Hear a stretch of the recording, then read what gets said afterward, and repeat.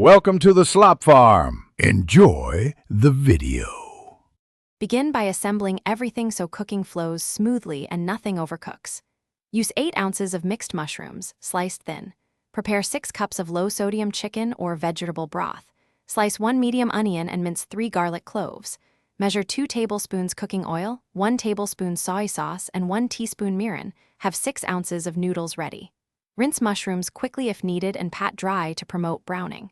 Keep garnishes nearby: scallions, sesame seeds, and optionally red pepper flakes for heat.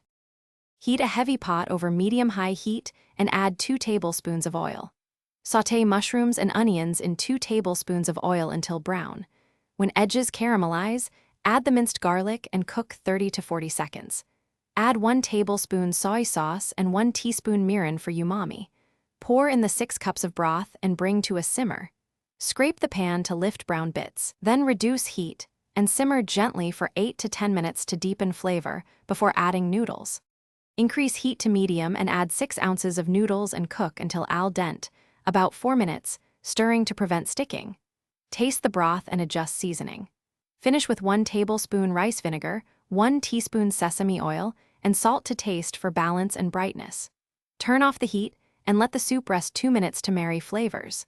Ladle into bowls and garnish with chopped scallions and a sprinkle of toasted sesame seeds. Serve hot and enjoy immediately for best texture. Thanks for watching. Consider subscribing if we helped you today.